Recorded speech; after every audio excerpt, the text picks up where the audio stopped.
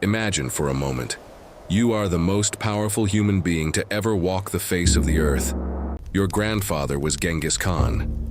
Your armies have trampled the frozen steppes of Russia. They have shattered the golden domes of Persia. They have broken the back of the Chinese dynasties. You don't just rule an empire, you rule the known world. Your name is Kublai Khan, and when you speak, continents tremble. By the year 1266, Kublai Khan had run out of enemies. Everyone had surrendered. Everyone except for a small rocky cluster of islands sitting off the eastern coast of Korea, a place the Chinese called the Land of the Rising Sun, Japan. To Kublai, Japan wasn't a threat. It was a clerical error. It was a tiny piece of land that simply hadn't received the memo that the world belonged to the Mongols. So he decided to fix it. He didn't send an army. He didn't need to. He sent a piece of paper. The letter was delivered by a Korean envoy. It was polite on the surface. Kublai called himself the emperor of the great Mongol Empire and addressed the ruler of Japan as the king of a little country. He suggested they open friendly relations. But the final sentence carried a threat so heavy it could shatter stone. It read, "Nobody would wish to resort to arms. Submit or burn." It was the same choice the Mongols had given to 50 other nations, and 50 other nations had bent the knee. Kublai waited in his palace for the terrified Japanese diplomats to arrive with chests of gold and apologies. Months passed, then a year. Nothing. Not a refusal. Not a negotiation. Just silence. What Kublai Khan didn't understand was that he wasn't dealing with a normal king. If he had sent that letter to the Japanese emperor in Kyoto, the emperor might have surrendered. But the emperor of Japan was a prisoner in his own palace. He was a god on earth, but he had zero actual power. The real power rested hundreds of miles to the east, in a military dictatorship known as the Kamakura Shogunate. These were not politicians. They were samurai. And their entire culture was being forged in a brutal, uncompromising philosophy that would eventually be known as Bushido. To the Kamakura Shogun, answering Kublai's letter meant acknowledging that Kublai was superior. And for a samurai, acknowledging an outsider's superiority was a fate worse than death. So they didn't kill the messengers. They didn't send a fiery refusal. They did something much more insulting. They completely ignored it. Leaving the Mongol emperor on reed was an act of diplomatic suicide. When the Korean envoys returned to Kublai Khan empty-handed, the Mongol court was stunned. Nobody ignored the Khan. So Kublai tried again. In 1268, he sent a second letter. Again, silence. In 1269, a third letter. This time, the shogunate didn't just ignore it. They deployed troops to their western shores. They were actively preparing for a fight they couldn't possibly win. By 1271, Kublai sent his fourth diplomatic mission. This time, the Mongol messengers were stopped at the island of Tsushima. The Japanese guards wouldn't even let them off the boat. They were told to turn around and go home. For Kublai Khan, the absolute ruler of the known universe, this was no longer about territory. This was about humiliation. Kublai Khan realized that words were useless. If the samurai wanted to communicate in silence, he would give them the silence of the grave. The order went out across the empire. The forests of Korea were chopped down to build warships. The battle-hardened veterans of the Chinese and Russian campaigns were called to the coast. In November of 1274, the silence was finally broken. 900 Mongol ships, carrying 40,000 terrifyingly lethal soldiers, appeared off the coast of Tsushima Island. The Mongols brought gunpowder bombs, poisoned arrows, and the greatest cavalry the world had ever seen. Standing on the beach to greet them was a local lord named Sukekuni. He had 80 men against 40,000. But as the Mongol landing craft hit the sand, Sukekuni didn't flinch. Because the Japanese had already made their choice years ago when they threw that first letter away. There would be no surrender, only blood. The Lord of Tsushima didn't hold a war council. He didn't draft terms of surrender. He simply drew his blade, pointed it at the swarm of landing craft, and ordered the charge. The samurai fought with a ferocity that stunned the Mongol vanguard. In the bloody chaos on the beach, those 80 men managed to kill dozens, perhaps hundreds, of the invaders. But mathematics is a cruel master. By nightfall, Sukekuni and every single one of his men were dead. The island burned. But what happened at Tsushima wasn't a defeat. It was a warning beacon. By the time the massive Mongol fleet reached Hakata Bay on the Japanese mainland, the shogunate's main forces were waiting. But as the two armies finally met on the muddy fields, the Japanese realized a terrifying truth. They were fighting a war that belonged to a completely different universe. For centuries, samurai warfare had followed a strict, almost religious protocol of honor. A warrior would ride out, loudly announce his name, his lineage, and his past victories, and wait for an enemy champion of equal rank to step forward for a one-on-one duel. The Mongols had never heard of this ritual. To them, war wasn't a gentleman's duel, it was an industrial slaughterhouse. When a samurai rode out to announce his noble bloodline, the Mongols didn't send a champion. They just shot him with a dozen poisoned arrows and trampled his body with 50 men. The samurai were completely disoriented. But the Mongols were about to introduce them to something much worse than bad manners. As the Japanese tried to form their defensive lines, the Mongols brought out their secret weapon, a technology the Japanese had never seen and couldn't comprehend. Tetsuhao, iron bombs filled with gunpowder and shrapnel. When the bombs exploded, the deafening roar and flashes of fire sent the Japanese horses into absolute panic. Riders were thrown, formations were shattered, and samurai were blinded by thick, choking smoke. The Japanese were fighting with honor. The Mongols were fighting with chemistry. By nightfall, the samurai were forced to pull back. The Mongols controlled the beachhead.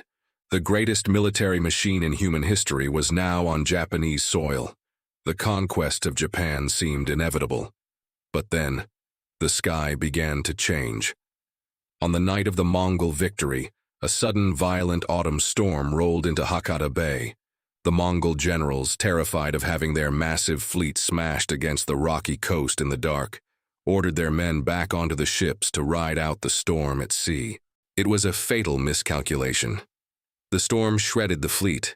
By morning, a third of the Mongol ships were at the bottom of the ocean. The survivors, battered and demoralized, pulled up their anchors and fled back to Korea.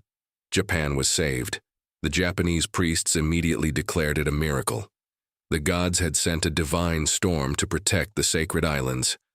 But the shogun in Kamakura was a military man. He knew miracles were unreliable. He knew Kublai Khan wouldn't just give up. He knew they were coming back. What happened next was an astonishing feat of national willpower. The shogunate ordered a total mobilization of the country's wealth. For 7 grueling years, they drafted every available man, stripped clans of their resources, and focused entirely on a single stretch of coastline. Right on the sand where the Mongols had landed, the Japanese built a continuous, solid stone wall, stretching for miles along Hakata Bay. It wasn't towering, only 2 to 3 meters high, but it was thick, brutal, and strategically perfect. Across the sea, Kublai Khan was seething.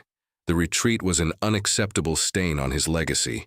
He sent a new group of ambassadors to Japan, demanding their submission. The shogun had them beheaded on the beach. Kublai sent more ambassadors. The shogun beheaded them too. The message was received. Between 1275 and 1280, Kublai Khan mobilized the resources of 2 entire continents. He didn't just want to defeat Japan, he wanted to erase it. He ordered the construction of the largest amphibious invasion force in the history of the medieval world. 140,000 soldiers, more than 3,500 ships, a fleet so massive it looked like a floating continent. In the summer of 1281, this apocalyptic armada darkened the horizon of Hakata Bay.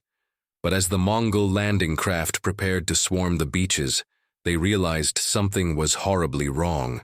They couldn't land. The wall was in the way. The Mongol war machine was designed for one thing: open field annihilation. Their cavalry could outflank any army, and their infantry could overwhelm any defense. But Kublai Khan's generals were now staring at a logistical nightmare. To deploy an army of 140,000 men, you need space.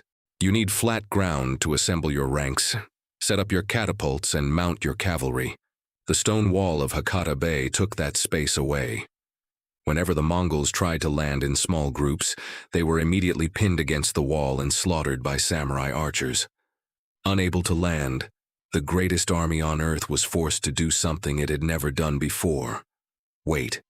They dropped anchor, packed shoulder to shoulder in the bay, hoping to find a weak point the next day. But the samurai had no intention of waiting for morning. If the Mongols owned the day, the samurai would take the night. Stripping off their heavy armor to move silently, small strike teams of Japanese warriors paddled out into the pitch-black bay. They didn't bring war horns. They didn't shout their lineage. They brought grappling hooks and katanas. The samurai boarded the massive ships like ghosts, and once they were below deck, the mathematics of the war completely inverted. In an open field, 100,000 Mongols are invincible. But in the dark, cramped 3-foot-wide corridors of a ship, numbers mean absolutely nothing. The samurai had trained their entire lives to fight in the tight spaces of Japanese castles. Their katanas were designed for exactly this kind of close-quarters butchery. The Mongols, armed with long spears and bows, couldn't even turn around. Night after night for weeks, the samurai bled the Mongol fleet dry. The psychological toll was devastating. The invaders were trapped in a floating prison, unable to advance, terrified to sleep, waiting in the sweltering August heat. But the heat wasn't just exhausting the men. It was brewing something monstrous out in the deep ocean. In August of 1281, the stalemate was finally broken, but not by the Mongols and not by the samurai. The sentries on the Japanese cliffs looked out toward the South China Sea and saw a wall of black clouds approaching at terrifying speed. Modern meteorologists would classify what hit Hakata Bay that day as a Category 4 or 5 typhoon. Winds screaming at nearly 150 miles per hour, waves towering like mountains of black water, and sitting right in the crosshairs of this apocalyptic storm was the Mongol fleet. If the fleet had been out in the open ocean, they might have stood a chance. If they had been built with care, they might have survived. But Kublai Khan's obsession with speed had sealed their fate. To build the largest armada in history, the Khan's engineers had cut corners. They used unseasoned green wood that cracked under pressure. Worse, tens of thousands of his troops were loaded onto flat-bottomed riverboats, ships designed for calm canals, not the violent, churning chaos of the open sea. The trap the samurai had built was perfect. Because the Mongols were anchored so tightly together to avoid the stone wall, they had no room to maneuver. When the storm hit, the ships didn't just sink. They became massive wooden wrecking balls, violently smashing each other to pieces. The bay turned into a colossal meat grinder. When the storm finally broke, the greatest invasion force in medieval history had simply ceased to exist. Over 120,000 men drowned, were crushed or washed ashore, only to be executed by the waiting samurai. To the Japanese, this was no weather anomaly. This was absolute proof that their islands were protected by the heavens. They called this storm the kamikaze, the divine wind, a word that would echo through Japanese history for the next 700 years, all the way to the Second World War. Kublai Khan's dream of conquering Japan was dead at the bottom of the ocean. The samurai had achieved the impossible. They had defeated the Mongol Empire. They were the saviors of their nation. In the medieval world, loyalty wasn't free. It was bought with blood, and it was paid for in dirt. When a samurai rode to war, he expected one thing in return for risking his life: the conquered land of his enemies to expand his own wealth. But the Mongol invasion presented a fatal economic paradox. The Kamakura Shogunate had just won the greatest war in Japanese history. But because it was a purely defensive war, they hadn't conquered a single inch of new territory. There was no Mongol land to divide. There was no Mongol gold to distribute. The shogunate was effectively bankrupt.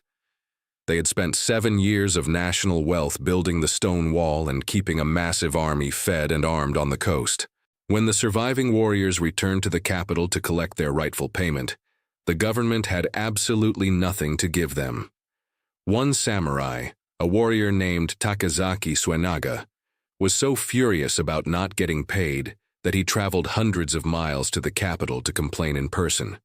To prove he deserved a reward, he commissioned a massive illustrated scroll detailing his exact heroics against the Mongols.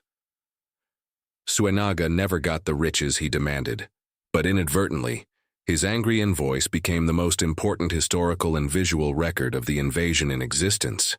But thousands of other samurai didn't commission scrolls. They just let their rage fester. For 50 years, the resentment boiled in the provinces. Generation after generation inherited the debt of a war they were never paid for. The warriors slowly realized that a government that couldn't reward them was a government that no longer deserved to rule them. In 1333, just 5 decades after their ultimate triumph, the samurai turned their swords inward. The Kamakura Shogunate, the iron regime that had stared down the apocalypse, the leaders who had defied the Khan of Khans, was overthrown and slaughtered by its own unpaid army. They had survived the Mongols, only to be destroyed by an empty treasury. Across the sea, Kublai Khan never got over the humiliation. He relentlessly planned a third invasion, but rebellions, unrest, and old age finally caught up to the emperor of the world. He died at 79, having never conquered the tiny islands that had dared to ignore his letters. The Mongol ships rotted at the bottom of the sea. The Kamakura Shogunate burned to ash. But the story of the kamikaze, the divine wind that had shielded Japan in its darkest hour, became immortal. It taught an entire civilization a dangerous lesson, that no matter the odds, their sacred islands were protected by the gods themselves. And 700 years later, that absolute, unshakable belief would fuel a very different and far more terrible kind of war.